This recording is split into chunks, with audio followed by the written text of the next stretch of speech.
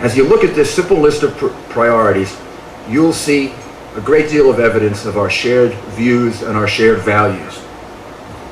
I'm not going to pretend to you that I can be all things to all people. I'm just not like that. I can't do that. And you know that we have some areas of disagreement. But I believe we have many, many more areas of agreement. And the one thing you can count on with me is I'll always be honest with you. I'll always listen to your ideas. I'll always take them into consideration. And I'll do the best I can to honestly tell you mine. I come to you today as I would if I were your president, with an open mind and an open heart. And all I ask is that you do the same. Please know this. You have absolutely nothing to fear from me. I find it difficult understanding those who try to make me out as an activist for liberal causes. If you think that, just read any New York Times editorial while I was mayor of New York City.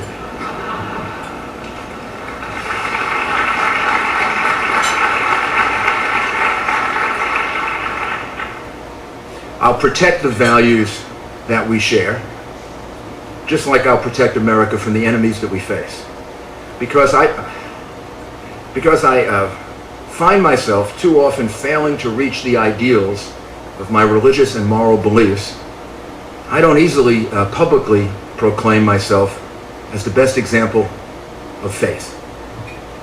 Possibly because I grew up in an environment where faith was considered, if not private, at least separate from political life.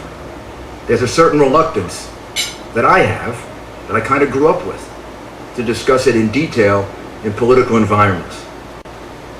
But my belief in God and reliance on His guidance is at the core of who I am. I can assure you of that.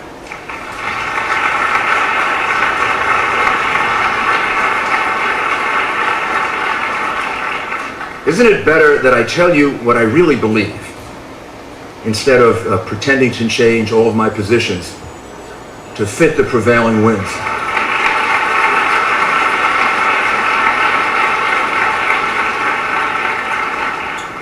I believe trust is more important than 100% agreement.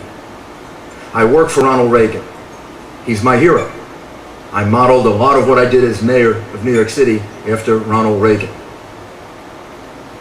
Ronald Reagan didn't figure out what he was going to do by putting his finger in the air and figuring out where the winds were blowing.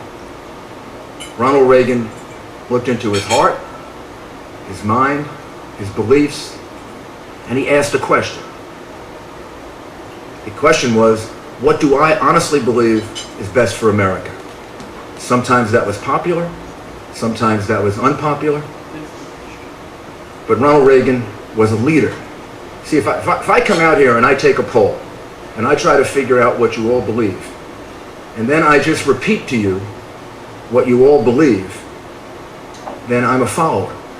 I may be a good actor if I do it well, but I'm a follower. What you're entitled to from me is what I really believe. The sum total of my intellect, my experience, my education, my conscience, my heart, my mind. And then you have a right to agree with that, disagree with it, partially agree, partially disagree, and then figure out if I'm the right person for you to support. But for me to twist myself all up, to try to figure out exactly what you want to hear, and today say one thing, and the next day another thing, and a year from now, if you do that too long, you lose the sense of what leadership is all about. Ronald Reagan had a great way of summarizing it. He used to say, my 80% friend is not my 100% enemy. And he was a president who reached out to all of America because he understood that. With me, you're going to always know where I stand. You will always know that I will not bend and sway with the political winds if they conflict with what I believe is right for our nation. And I see clearly the value of people of faith informing the political debate with their ideas and ideals. Never let anyone tell you that your faith should not be part of your political values. That's up to you to decide, not for someone else to tell you.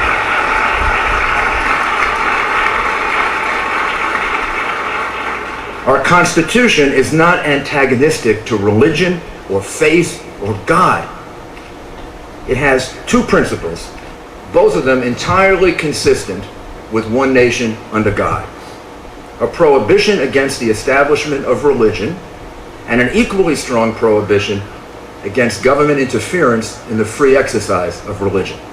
When you read those two together, these guarantees make clear that our founding fathers wanted to have a nation where people of faith could freely practice their faith as openly as they wanted to, proclaim their faith as strongly as they would like to, and it could be as much a part of the political debate as individual minds and hearts directed.